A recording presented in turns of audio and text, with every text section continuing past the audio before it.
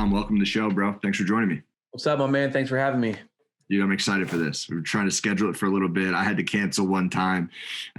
So I appreciate the flexibility, bro, but I'm looking forward to this chat. It's all good. I almost caught the COVID, so it was kind of on both of our ends. 100%. So for people that might not know you and your story, give us the spark notes. You know, who you are, where you're coming from, and what are you doing now? Wow, it's a loaded question. But yeah, man, my name is Dominick Carney. I'm from Seattle, Washington, and just caught the entrepreneur bug early on. And do you hear my dog barking, bro? I hear him, yeah. That's awesome. Anyways, caught the entrepreneurship bug early on, and since then, just really been trying to figure out the best way for me to monetize anything and everything, so that I can escape from the 9-to-5 life. And so early on, I started my first business in online personal training. Then I stumbled upon e-commerce, and then I stumbled upon the internet money, and it's been it's been a crazy ride since then. But dumping all this internet money into passive income through real estate and all that good stuff is kind of what I'm focusing on now. I love it. And for you, when did you catch that entrepreneurial bug? Like, have you just always been that person that wanted to create? Like, why did you get into it as opposed to just continuing on the path that you were on? Yeah, man. I mean, if we want to bring it all the way back to where I caught the bug, I mean, my dad was always investing into like stocks and stuff like that. And he was always working really hard, and he was never home and stuff. And I knew that he wanted to start his own business, but he never had time to, right? Mm-hmm. And so I always wanted to be like my pops. And so I was like, all right, I'm going to start my own business. I'm going to be an entrepreneur, a businessman, whatever. Didn't even know what that meant. But all I knew that it meant from what I learned from his is you had to make a lot of money. And so early on, I just got obsessed with money and everything that had to do with it. And I remember I would save up, any little bit of allowance that I would do. And, I'd work extra chores around the house to make more allowance to my brothers. I remember I saved up my first $30, and I saved up my first $30, put it inside like my guitar holder until I reached $30. And then I got that money and went to like the superstore, got it all in ones and came back and rolled it up. And I remember when I just held the money, I was like, all right, this feels good, and it was only $30, but to me, I was like, this is amazing. Yeah. So that's when I tried to figure out how I can make more. So I started going outside and doing mowing lawns and stuff. And I remember I was mowing a lawn, my next door neighbor's lawn, for like $20. My dad came out and he said, look at my little entrepreneur. Had no clue what it meant. And I was like, that sounds cool, and ever since then, I just always tried to figure out how to turn $1 into $2. Mm-hmm. Yeah, that's awesome. And when did you... So you mentioned that you kind of got into like the 9-to-5 like rat race a little bit. Like, was that just another vehicle where you were just like, I can make money, so let me trade my time here? Yeah, man. Everyone was like, oh, I don't want to get a job. I don't want to. I'm cool with like playing outside and hanging out with friends and stuff like that. Me, on the other hand, since I got bit with that bug, and since I was like, I have to make a lot of money, I was like, yo, put me to work. I was like, get me in a job. Like, how old do I got to be? They're like 16, this and that. I was like, can I do it sooner? Get into 15. So I tried to build my own little landscaping business. And then from there, I turned 16, got my first job, worked a ton of overtime. And I think that this is what hit me. I was making money for myself before I got the job. But then when I got a job, I was like, I don't even know how much I was making, $8-9 an hour, probably less than that. Beat me. I made $6.25 an hour on my first job. It could have been that. It could have been. I'm 29 now. I first started working when I was 16. So got a job at a retirement home, and I was like a waiter. And interesting. People were making these like extremely small checks, and I was like, from my head, I was like, I can't understand how people would make this money and get like raises for like 10, 15, 20 cents a dollar after a year or two of work. Although that raise isn't really doing much for you at the, the grand scheme of things. You know what I'm saying? What, you getting like a couple more coffees in a month? Like, what are you doing with that? And so my mind could never understand it, which always forced me to kind of think a little bit bigger. And that instantly, my first job just took me away from ever seeing myself working for somebody, because I felt like we were just getting crumbs, right? For the amount of work. And so I tried to determine who had a job, what were they doing to get paid the most? And that's why I stumbled upon like sales and like marketing and stuff like that. Mm-hmm. Right. And so everyone I knew was was a worker, a 9 to 5 worker. Nobody I knew was an entrepreneur. So I had no like role models. I had no one to like really look up to. I had no one to get information from. Everyone else is telling me, go to school, get a job, work your way up, blah, blah, blah. Right. Work until you're 65, whatever, retire, blah, blah, blah. And I couldn't accept that. And then working these jobs and seeing the amount of money that we were getting and the amount of time we're putting in, I couldn't accept that either. Right. And so I started pursuing more like sales positions. And that's when I got a job at Jiffy Lube as like a sales technician. And I was using my ability to sell and communicate with people to generate more revenue for the company. But I still felt like I was being shorted. You know, so then I moved over to, and this one really sucked, but I moved over to a collection agency. And so I'm using my communication skills and sales experience to generate revenue for the company again. And I'm making them a ton of money. I'm getting a bunch of people to pay off their debts and stuff like that. And I seen, you know, 1 month I made the company like 150 grand. And I obviously looked at the amount of money that I made. And so I was like, bro, like, cool. You're praising me. Cool. I won Seahawks tickets on the 50-yard line. Cool. I'm a top performer, blah, blah, blah. But like, this isn't like, I could do more than this. You know, what if that money was in my pocket? So then I quit that job and I moved to AT&T because I had some friends that worked there and a lot of them were saying good things about it and I can make more commission, so on and so forth. And I went there, made good money, and it was my favorite job. Like if I were going to work for any job, it would have been AT&T and just moved up the ranks, right? But you know, I could be. Let me know if I'm going too far into this, but ultimately, man, like.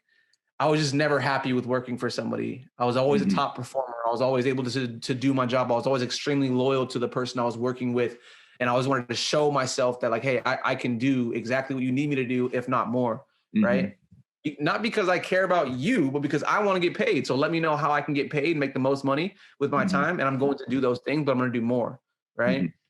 Yeah. And then eventually some things happened and, you know, I was doing good and for the company at least, and I was saving up money alongside my other job, and I was doing my side ventures outside of my work and in e-commerce and in real estate and all these things. And once I was able to see what my money from my job was doing for me outside of work, and once I seen that I could generate more money that I could in a day than I could ever working for anybody, but on my own business, especially online, I was like, bro, all right, this is it, you know?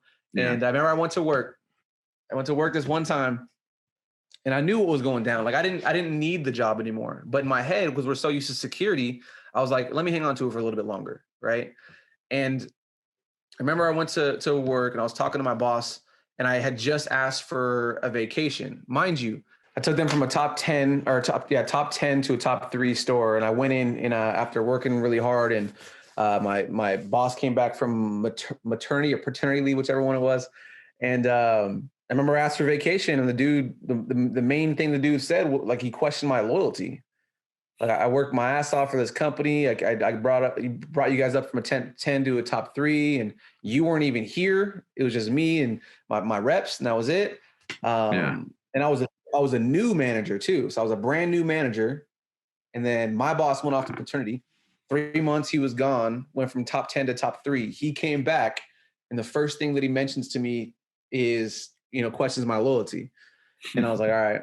So then that's where really like push came to shove and it was like really there. I was like, all right, that's all I needed. You know what I'm saying? Yeah. And then so I ended up taking an actual vacation instead of taking 2 weeks like I wanted. I took a 1 week vacation and I just went home, busted my ass, killed it in my businesses, and like, yeah, I was solid. So I went back to work and I was like, yo, you guys don't want to say the wrong thing to me. I'll dip quick.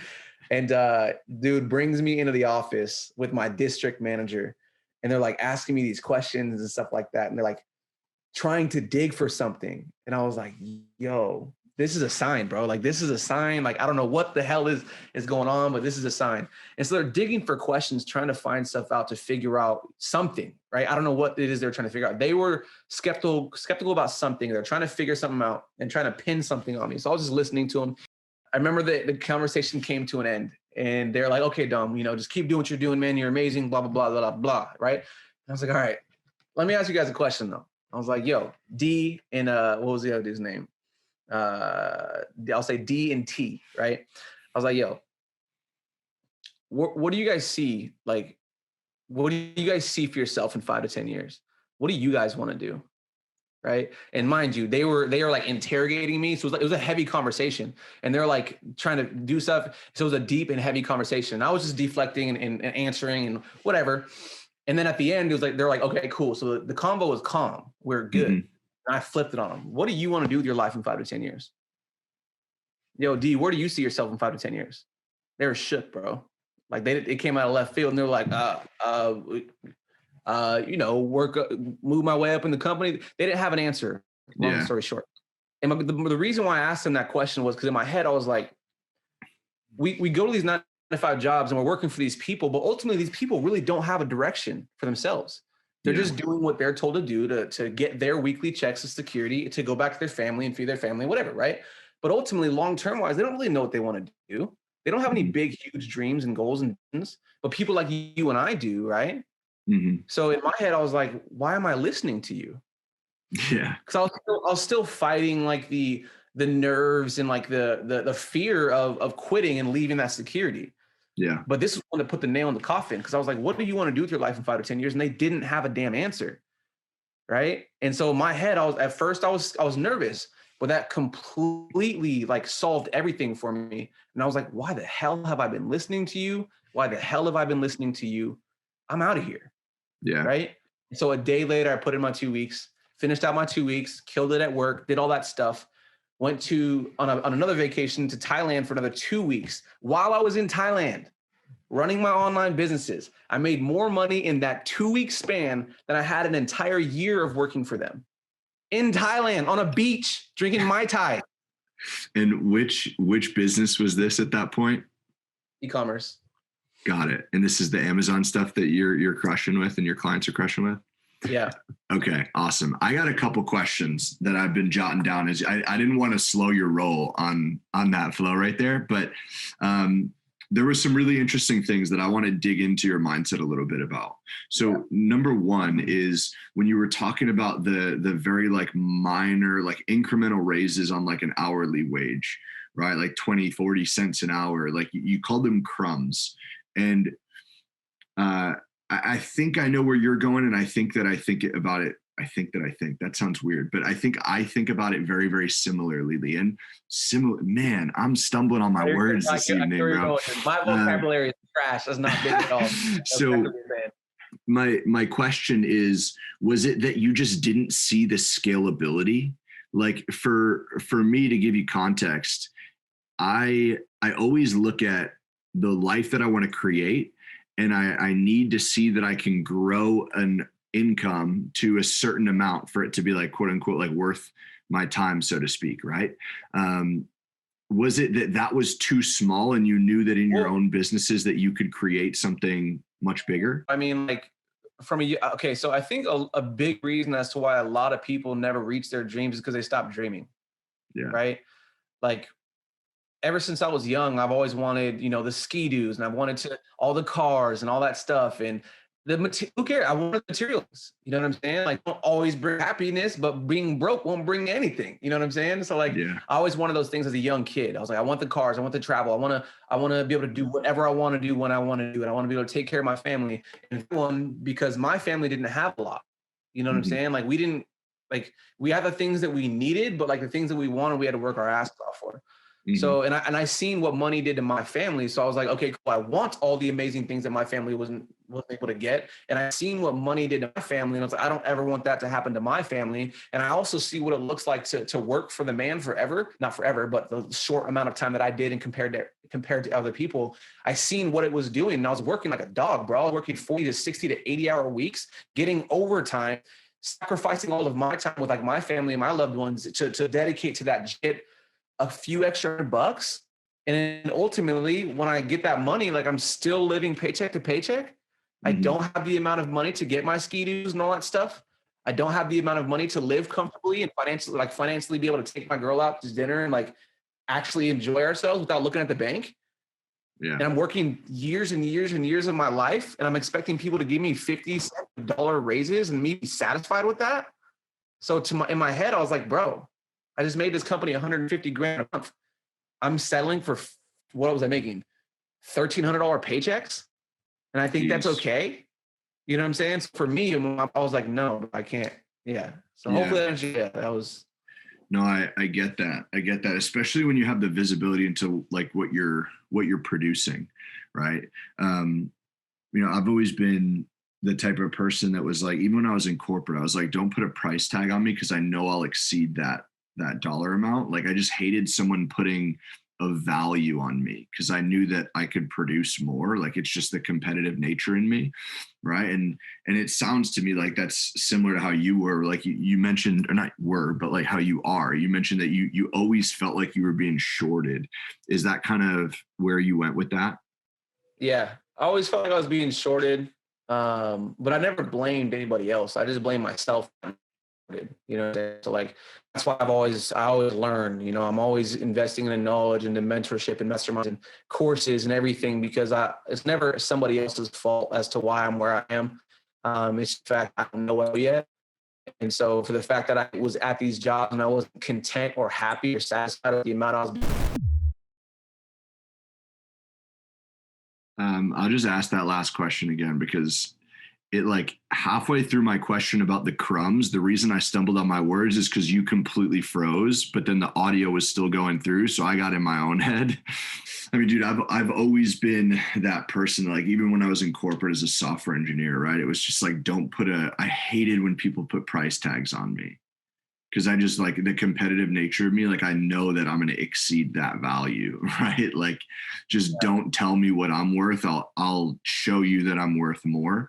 So is that kind of how you thought about things as well? You mentioned that you constantly felt like you were being shorted because you had that visibility into what you were producing. And then you're looking at it, you're like, man, what percentage did I just get paid of that? Like while I'm paying for your Lambo, is that kind of how you thought about it? I don't know if I felt like I was being shorted, but I did know early on that I didn't know enough to get paid what I felt I was worth. Does that make sense? Yeah.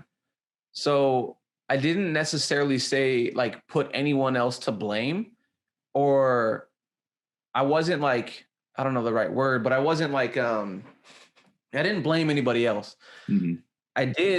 I looked at the model that they were all running and I was like, can I run that model myself? Can I eventually do that myself? Can I do this? Can I do that? And I just worked where I was at. So that's what I was really good at doing. I was really good at finessing the system and just working at where I was at, being the best person there, and then continuing to see, okay, how can I get that for myself? And then taking the necessary step.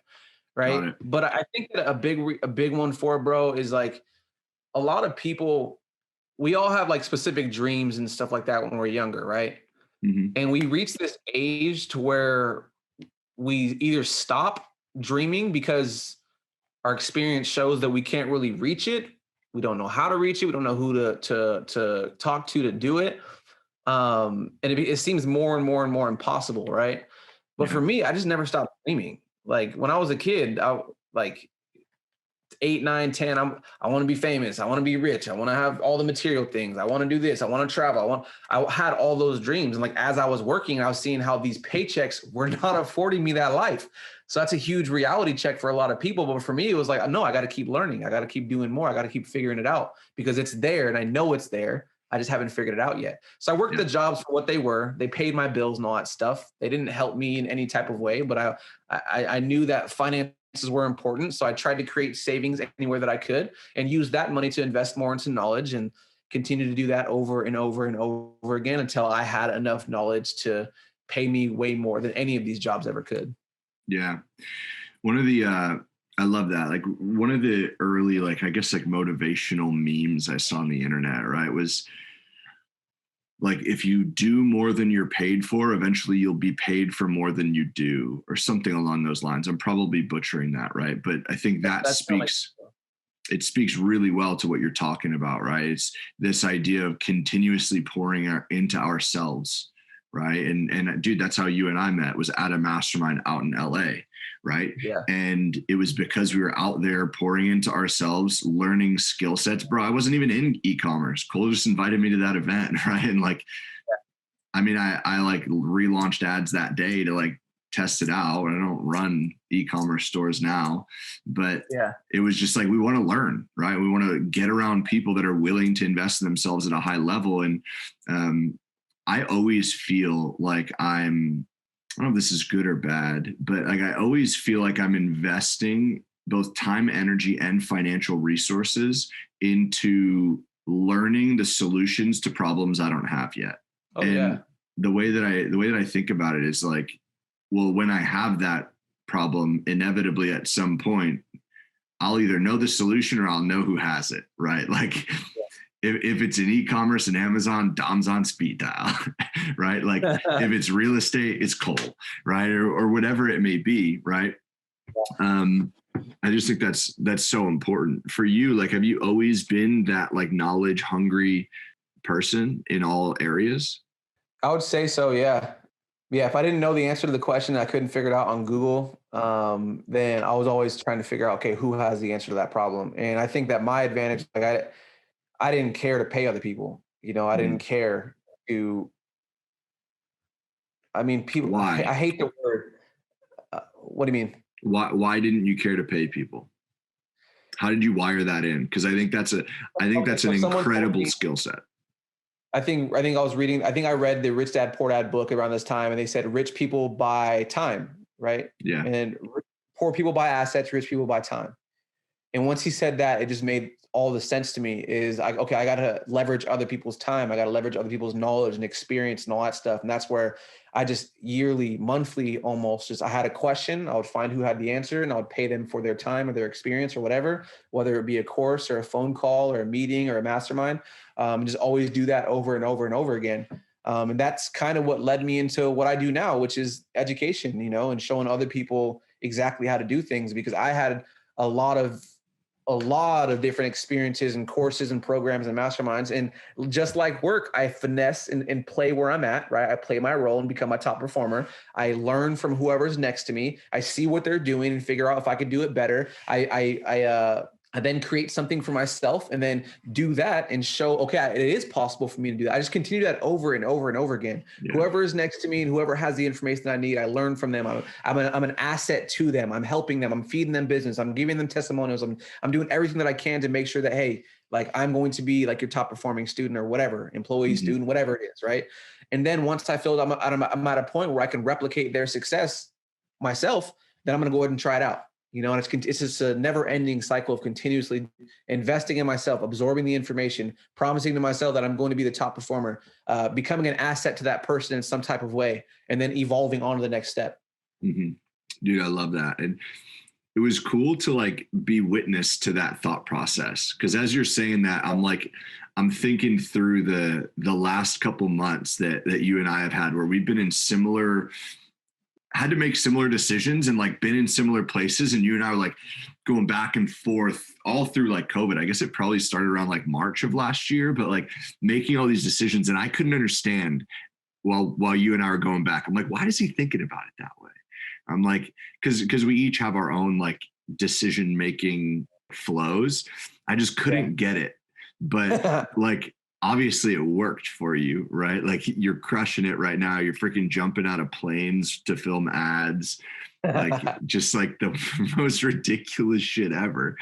But it was really cool to see that, because I think it's a really cool balance of being willing to invest in yourself, but also that willingness to put in the work. Cause I think there's an interesting balance to be found there, where I think a lot of people just become like, for lack of a better term, like seminar junkies, right? But like the coaching version, where they're just constantly thinking that they're broken and they need to find the person who can solve the problem, instead of figuring out that like they are the solution, right? And it's not that the programs didn't work, it's that they didn't work. So they have to figure out how to do that inner work.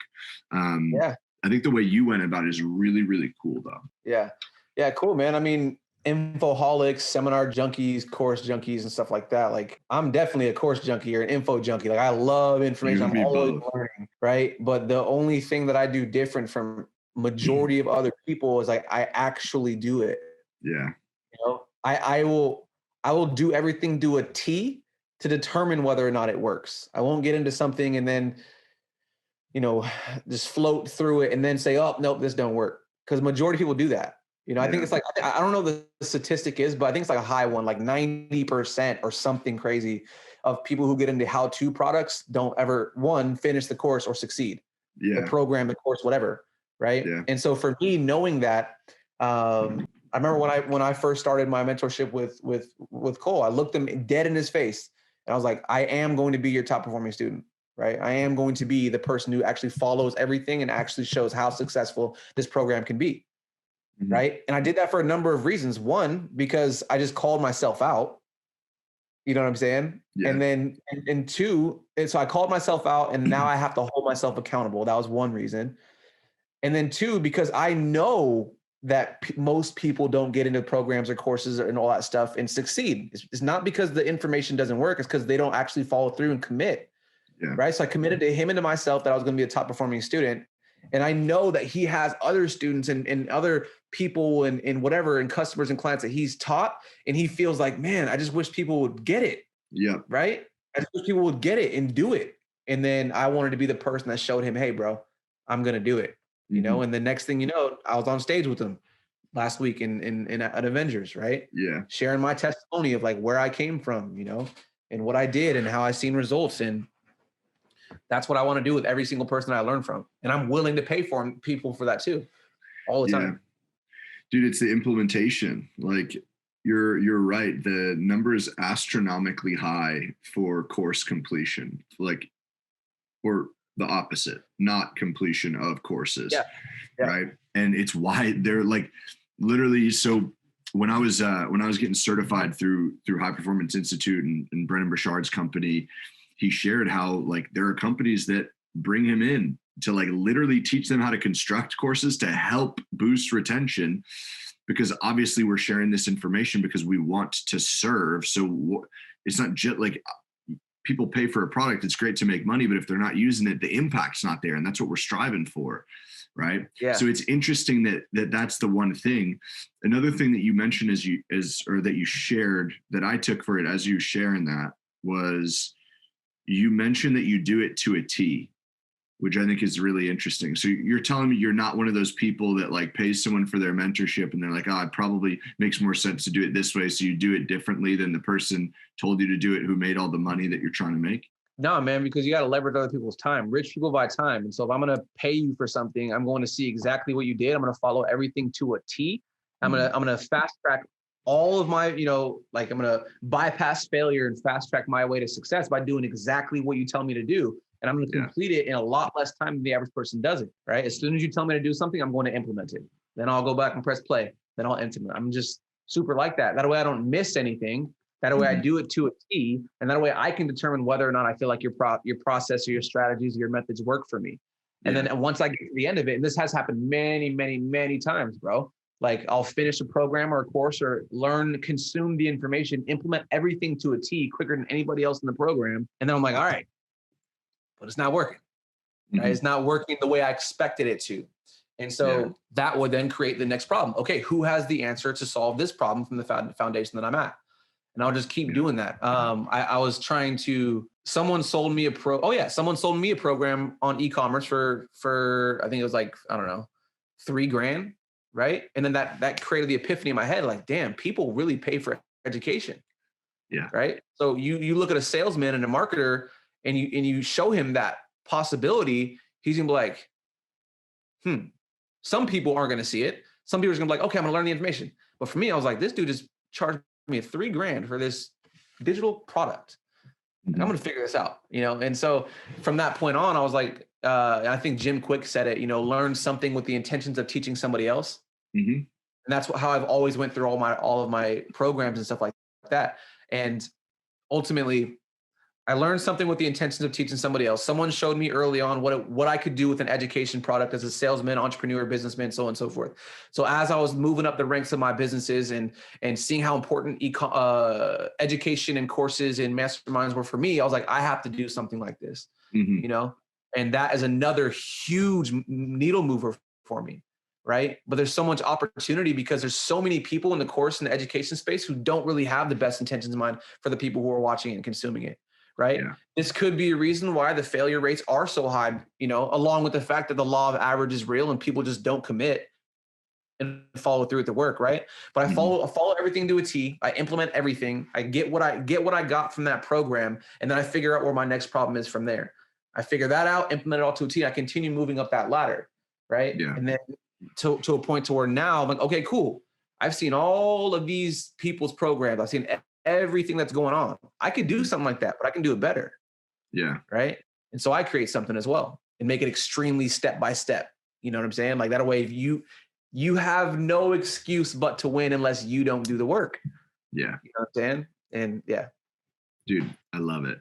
I love it. And this is something that you and I have talked a lot about. It's like that need to be step by step, right? Like the need to get into a space where someone's done exactly what we want to do, because it's not an issue of work ethic. It's not an issue of willpower. It's an issue with having confidence in the blueprint that's being delivered, or like even lack of blueprint. Right. Which I think is super cool. I want to be respectful of your time, bro. But before we wrap up, I want to acknowledge something. You've mentioned like material things a couple times in this conversation, and you've mentioned them in a way that I highly respect, because most people, like, they either are 1,000% all about material things and it's like literally their Instagram to a T, or they're the type that just wants to do nothing but talk shit on it and say like, you should park your money. And they just completely ignore the happiness factor of like, I don't know, doing anything fun. Right. Yeah. I love the way that you talked about it, because you acknowledge that they're really cool in life, but it's not all the way about it. And the way that getting to know you and building a friendship over the last couple of years, it's been really cool to see that actually in play. Right? Like this year was the first time you ever bought like a really big material thing when you got your dream car. Right. And you've been at this for how many years? It's probably about 6. 5 years before you make your big material purchase, right? Because you're approaching it the right way, or what I would view the right way. And a lot of the people that you and I both look up to would view it as the right way as well. But I just want to acknowledge that about you, bro, because especially in the industry that you're in, I think it tends to be a little, at least on Instagram, it seems to, this whole e-com world, it seems to be very like vanity driven in many ways.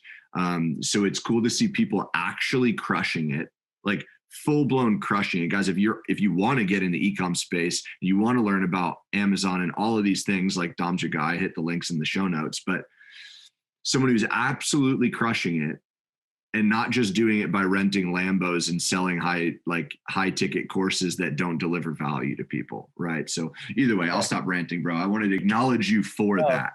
Dom, before I let you go, bro, where do you hang out most on social, and where can people get connected, follow what you're doing, learn from you?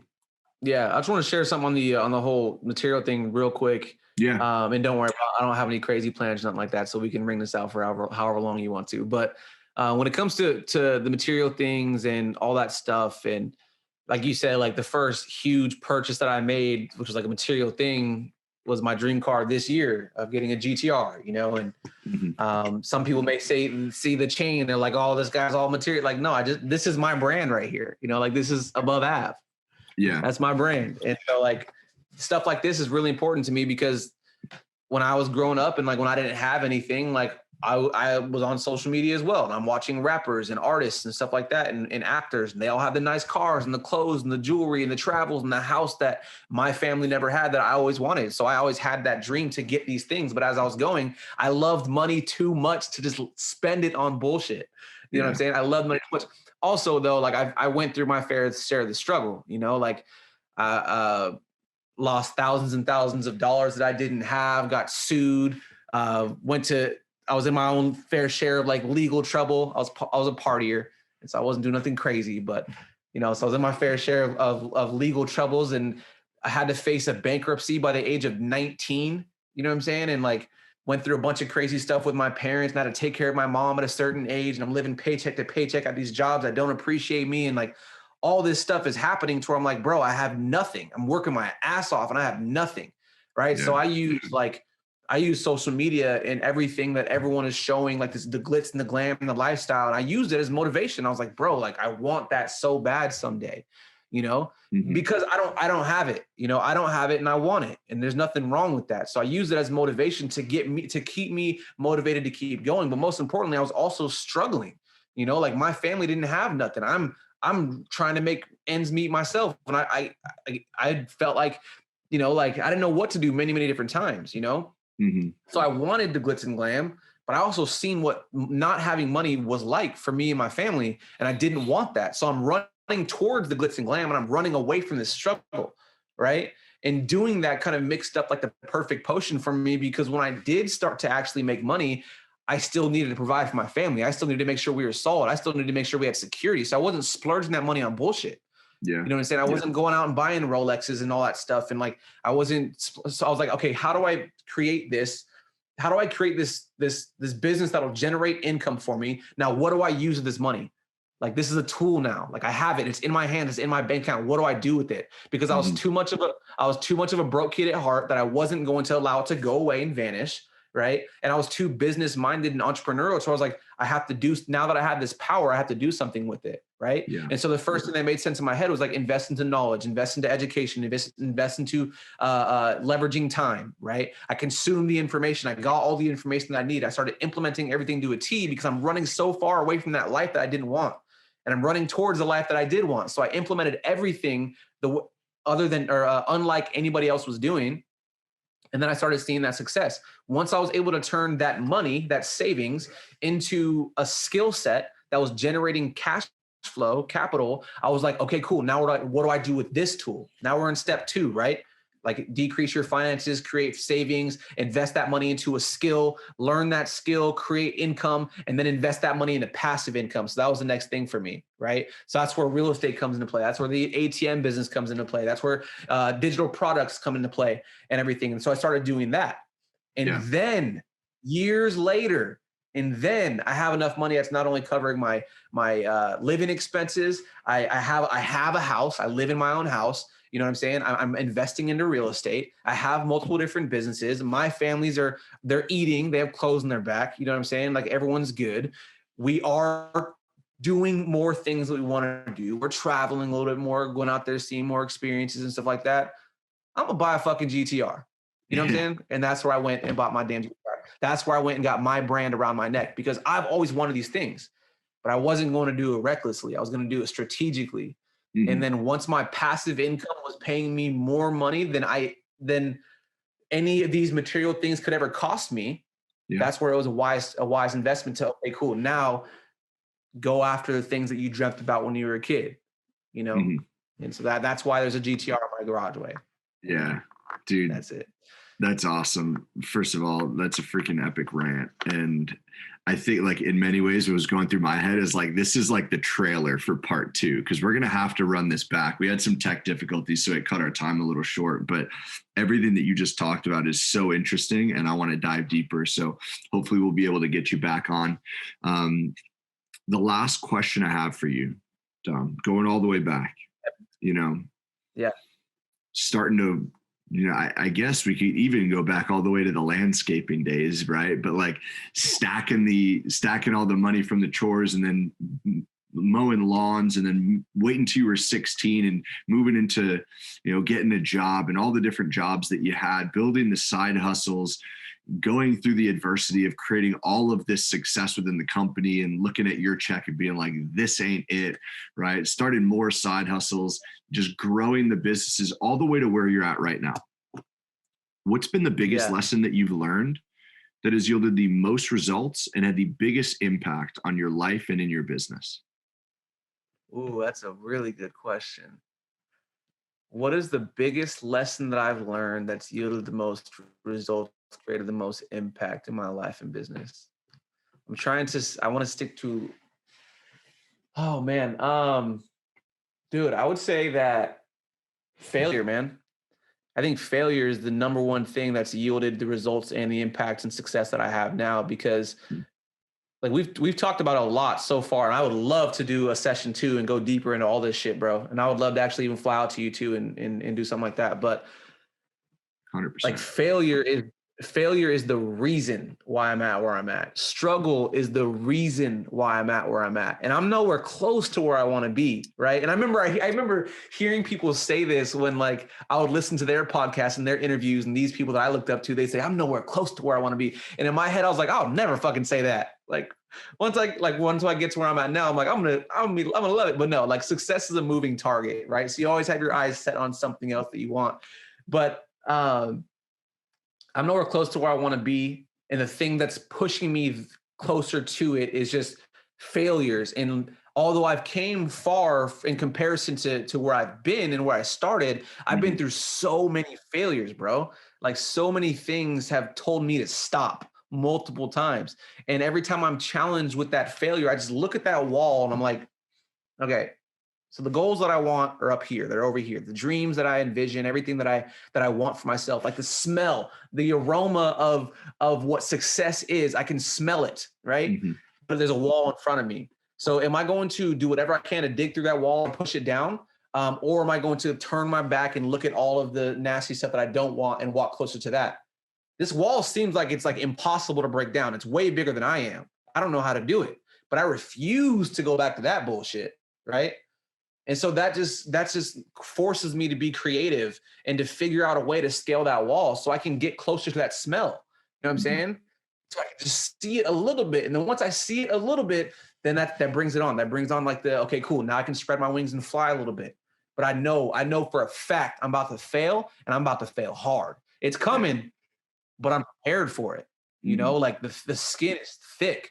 Like nothing can stop me. And I think that's the number one thing that's led to the results that I have is just me going through countless failure over and over and over again. And just because I'm where I'm at right now, like it doesn't mean the problems only get bigger, bro. The problems and the failures and all that shit, it only gets bigger. So it's just coming up with being able to build that tolerance and that resilience and that thick skin. But for those who think that they can't build that resilience and that thick skin, or they're not filled with ambition and determination like some of us may be, that's fine. You just got to look back at the shit that you don't want to go back to and ask yourself, is that worth not trying more? You know what I'm saying? Because the thought of me not reaching that aroma, that smell, that vision, that dream, that goal, like the thought of me not reaching it is way scarier to me than going through failures or going back to the mediocrity. You know what I'm saying? And so that's what keeps me going. So the number one thing that has led to the success that I see today and will continue to see in the future is the failures and the struggles that I go through, went through, and will continue to go through. And just at the end of the day, man, like there's a beauty in the struggle, and the struggle makes you are who you are today. And you don't know who you really are until you fail. Boom. I love it, bro. Dom, thanks for joining me, man. Really enjoyed the conversation. Love it, man. Thanks for having me, bro. Looking forward to the next one. Likewise.